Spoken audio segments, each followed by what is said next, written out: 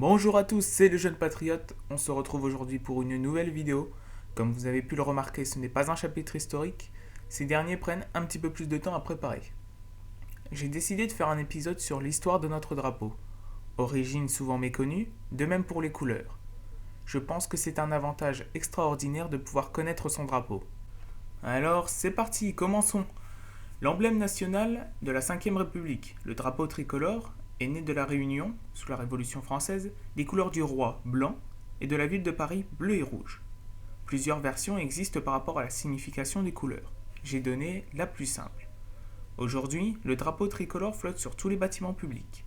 Il est déployé dans la plupart des cérémonies officielles, qu'elles soient civiles ou militaires. Le drapeau tricolore n'a pas encore son historien.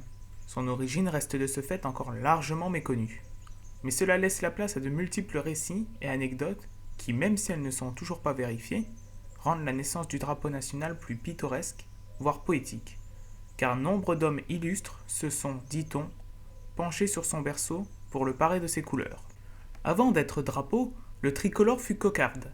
Lafayette, c'était un aristocrate, officier et homme politique français qui a joué un rôle décisif dans la guerre d'indépendance des États-Unis et l'émergence d'un pouvoir royal moderne, avant de devenir une personnalité de la Révolution française, jusqu'à son émigration en 1792, puis un acteur politique majeur des débuts de la monarchie de Juillet.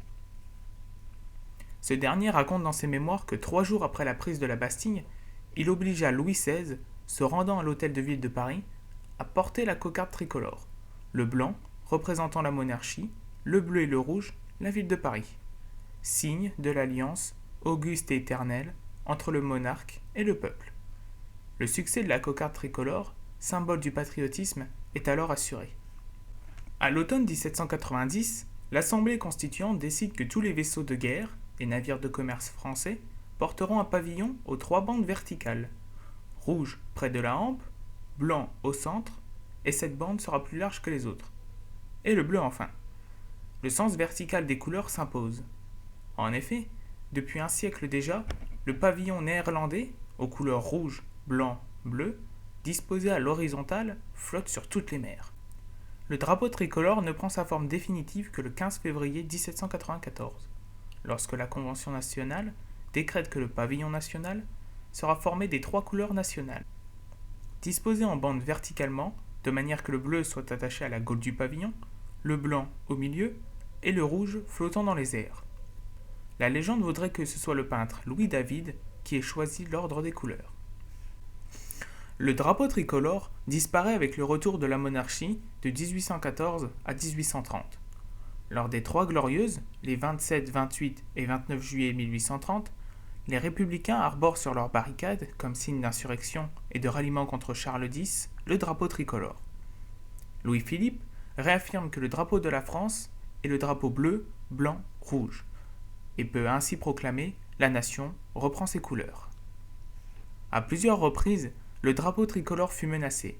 Le 25 février 1848, lors de la proclamation de la République, les insurgés veulent un drapeau totalement rouge. C'est Lamartine qui, en homme politique, harangua la foule et en poète sut trouver les mots pour sauver le drapeau national. Son histoire mouvementée, traversée par la grande et la petite histoire, ses multiples représentations dans des œuvres célèbres, romanesques ou picturales, à toutes les époques, ses couleurs associant le chaud et le froid expliquent sans doute que le drapeau tricolore est aujourd'hui le seul emblème national de la France, défini par l'article 2 de la Constitution de la Ve République.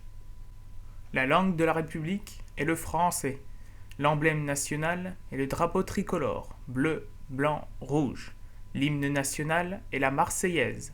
La devise de la République est liberté, égalité, fraternité. Son principe est gouvernement du peuple, par le peuple et pour le peuple.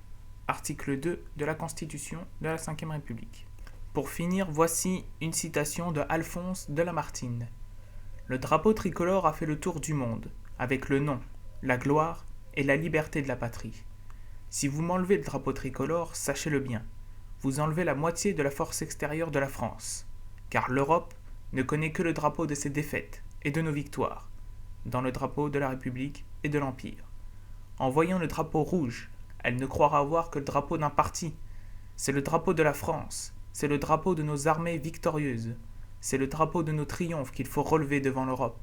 La France et le drapeau tricolore, c'est une même pensée, un même prestige, une même terreur, au besoin pour nos ennemis. Alphonse de Lamartine. Merci à tous d'avoir suivi cette vidéo. En espérant qu'elle vous aura plu, n'hésitez pas à vous abonner, à partager la vidéo et à commenter.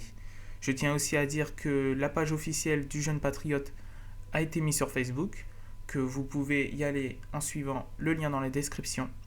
Merci à tous de soutien, je vous en remercie du fond du cœur et vive la